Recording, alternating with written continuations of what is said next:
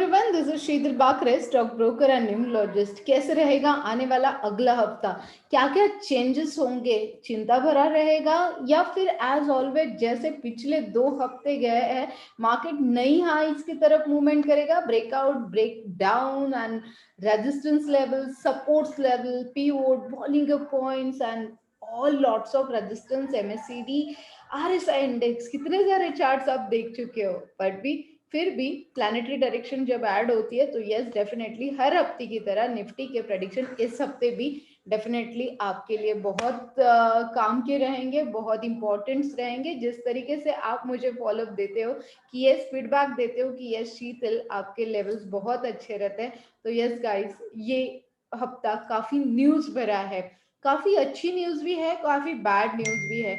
अगर अच्छी न्यूज की अगर मैं आपके साथ बात करूं तो इकोनॉमी के लिए, मतलब इकोनॉमी बूस्ट करने के लिए, थोड़ी सी ग्रोथ और बढ़ाने के लिए 15,000 crore on top liquidity window open किया गया है for hotel sectors, for tourism, car repairing, beauty parlours and salons. इनको लोन मिल सकता है, थोड़ा कम इंटरेस्ट रहेगा, बट इन लोगों को लोन प्रोवाइड किया जाएगा। अब लोन प्रोवाइड देखिए, अब मार्केट बहुत टॉप पे है और आप कहाँ पे इन्वेस्टमेंट कर रहे हो? जो टॉप पे शेयर्स गए जैसे जेएम फाइनेंस, आप देखोगे तो एंजल ब्रोकिंग का शेयर है, फाइनेंस रिलेटेड काफी सारे शेयर है, बैंकिंग सारे अप मूव करते हुए आप देख रहे हो, नए हाइज काफी सारे, मतलब लाइक ऑटो सेक्टर्स लगा रहे हैं। तो ऐसे क्यों? तो फिर आप अगर आप इसमें इन्वेस्टमेंट करोगे और अभी डीमैट अकाउंट, जैसे मैंने बोला कि angel broking and JM finance के शेयर्स ऊपर जा रहे हैं क्योंकि आप लोग अभी एंटर कर रहे हो मार्केट में, आप लोगों का मूव अभी बन रहा है मार्केट में एंटर करने का, क्योंकि आप अप मूव देख रहे, नए हाइज देख रहे, जबकि काफी सारे लोगों ने नीचे में इन्वेस्टमेंट किया और अभी वो बेचने वाले और आप उसे खरीदने की गलती कर सकते हो।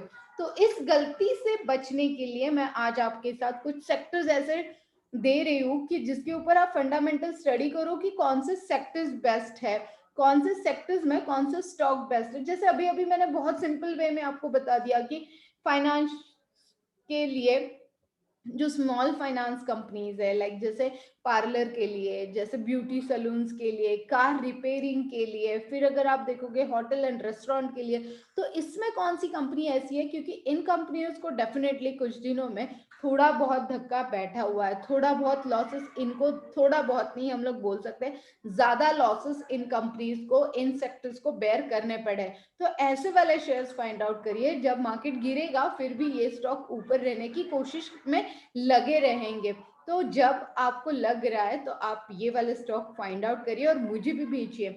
आप इनबॉक्स में मुझे डाल सकते हो कि शीतल ये वाले स्टॉक हम लोग ले सकते हैं।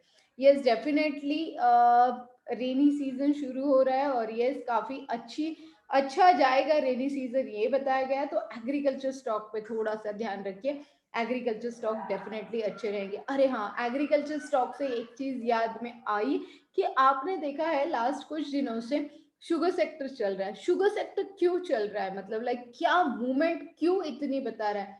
तो ब्राजील में लाइक आप देखोगे तो इकोनॉमी सिचुएशन फिलहाल बहुत खराब है, उस वजह से शुगर का प्रोडक्शन जो है वो कम हो गया। शुगर का प्रोडक्शन कम हो गया तो ऑल ओवर वर्ल्ड की जो डिमांड बढ़ी है वो इंडिया कंप्लीट करने की कोशिश कर रहा है। इंडियन गवर्नमेंट जब इथोलॉन का जो प्रोजेक्ट इंडियन गवर्नमेंट ने दिया है उसका भी बेनिफिट तो शुगर सेक्टर्स के लिए बहुत अच्छा हो रहा है। तो आप शुगर सेक्टर्स में भी थोड़ा सा ध्यान दे सकते हो। देखिए बैठे बैठे कितने सेक्टर्स मैंने आपको दे दिए, होटल इंडस्ट्रीज दे दी मैंने आपको, एग्रीकल्चर दे दिया मैंने आपको, शुगर सेक्टर दे दिया और काफी सारे सेक्टर्स। एग्रीकल्चर सेक्टर्स में कौन से स्टॉक्स में इन्वेस्टमेंट करना, ये आप मेरे स्टूडेंट्स के साथ डिस्कस करना डेफिनेटली ना भूलना। एग्रीकल्चर की बात हो गई, इकोनॉमी की बात हो गई, शुगर की बात हो गई, क्रूड प्राइसेस बढ़ रहे हैं, ये चिंता भरी बात है। क्रूड प्राइसेस जब बढ़ते हैं तो डेफिनेटली स्टॉक मार्केट के लिए बुरी चीज होती है। स्टॉक मार्केट के लिए जब बुरी चीज होती है तो वो क्यों होती है? क्योंकि महंगाई बढ़ती है। महंगाई जब बढ़ती है तो डेफिनेटली सारी चीजें, महंगाई बढ़ेगी तो इनकम सोर्स उतना नहीं बढ़ता है, सिर्फ महंगाई बढ़ रही है। पेट्रोल डीजल के भाव बढ़ रहे हैं, आपको मिल रहा है कहा वहां से कुछ सोर्स ऑफ इनकम आपका बढ़ रहा है? नहीं ना। तो पेट्रोल और डीजल के जब भाव बढ़ते हैं तो डेफिनेटली स्टॉक मार्केट के लिए थोड़ी डिफिकल्टीज पैदा होती है। और उसके बाद में अगर आपने देखा होगा तो रुपीज थोड़ा सा डाउन होते हुए हमने देखा है। क्रूड बढ़ रहा है, रुपीज डाउन हो रहा है, चिंता की बात है। अगर आपने देखा होगा तो ये दोनों तरीके से असर दिखा रहा है, यूएसए में भी दिखा रहा है और इंडिया में भी दिखा रहा है।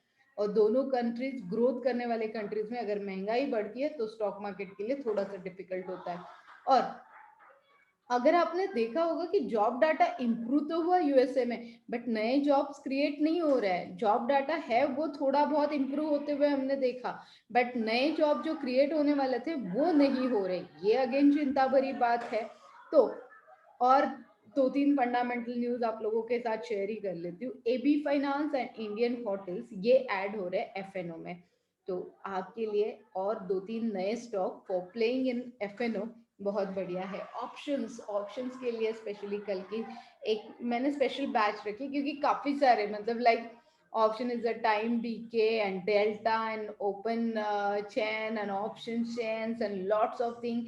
ऑप्शन खरीदना चाहिए, ऑप्शन बेचना चाहिए, ऑप्शन के लिए कौन सी स्ट्राइक प्राइस खरीदनी चाहिए, ये सारी चीजें मैं आपको सिखाऊंगी। और रेगुलर बैचेस तो आपको पता है, जैसे मैंने अभी बोला कि एग्रीकल्चर में कौन से स्टॉक खरीदने चाहिए, वो आप मेरे स्टूडेंट से बात कर सकते हो, वो मेरे स्टूडेंट्स के साथ डिस्कस कर सकते हो। I am so much confident कि मेरे स्टूडेंट्स आपको बहुत अच्छे से बता देंगे। क्योंकि अभी अभी अगर मैं आपको बताऊं ना कि लाइक और कौन से सेक्टर चल सकते हैं, तो यस डेफिनेटली वो भी आपको बता देंगे। क्योंकि गोल्ड में एक न्यूज, मतलब हॉलमार्क जो है ना, उसमें जो रूल्स थे और डिफिकल्ट कर दिए हैं, मतलब लाइक बहुत स्ट्रिक्ट कर दिए हैं। बट हॉलमार्क जब रूल स्टिक कर दिए तो मतलब सेफ्टी बढ़ जाती है। जब सेफ्टी बढ़ जाती है तो डेफिनेटली हम लोगों का फेथ बढ़ जाता है।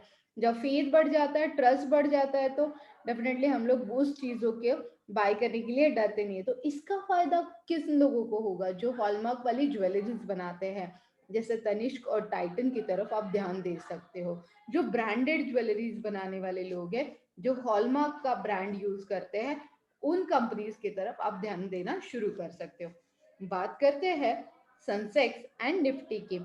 52,100 सेंसेक्स ऑल टाइम हाई हमने काफी सारे दिनों से देखा है।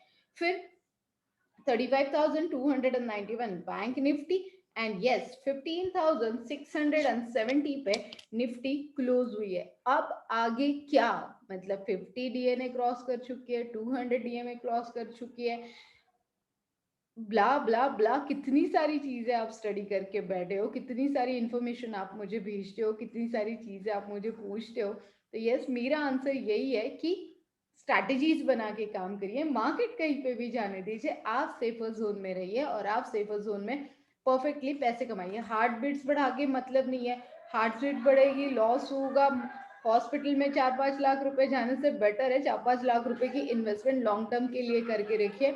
ऑलवेज बेटर लॉन्ग टर्म के लिए। मैंने काफी सारी सेक्टर्स एंड स्टॉक्स आपके साथ अभी अभी सेलेक्ट किए।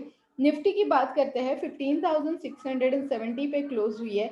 यस 15,730 फर्स्ट टारगेट रहेगा, सेकंड टारगेट रहेगा 15,824, ये सेकंड टारगेट रहेगा। नीचे के अगर टारगेट की बात करें तो यस 15,557 ये नीचे का फर्स्ट टारगेट रहेगा। सेकंड टारगेट सीधा 15,434, और यस थर्ड टारगेट मैं दे रही हूँ 15,300 निफ्टी का नीचे का लेवल रहेगा। इन बिटवीन लास्ट हफ्ते हमने देखा एक रेंज बाउंड मार्केट था, मतलब जून सीरीज शुरू हुई थी बट इतनी मूवमेंट हम लोग नहीं देख रहे थे। मधुसुमी में एकदम सडनली मूवमेंट देखी, दूसरे दिन पूरी वो मूवमेंट गंवाई। तो ऐसे टाइम पे आपके पास क्या होना चाहिए था? आपके पास होनी चाहिए थी स्ट्रैटेजीज। मार्केट कहीं पे भी जाने दीजिए, जीरो लॉस स्ट्रैटेजी पे जब आप काम करते हो ना, तो सेफर जोन में वेल्थ और हेल्थ दोनों आपके पास रहती है। तो चलिए गाइस, मिलते हैं अगले हफ्ते इसी फ्लो में। यस काफी सारे लोग बोलते हैं, वैसे मैंने भी बोलना शुरू करना चाहिए। यस मेरा यूट्यूब चैनल आप सब्सक्राइब कर सकते हो और ये आपके दोस्तों के साथ आप शेयर कर सकते हो, उन्हें निफ्टी के ट्रेडिंग में प्रॉफिट होने के लिए आप हेल्प कर सकते हो और लॉस होने से बचा सकते हो। Till then guys, all the very best, thank you, have a profitable week.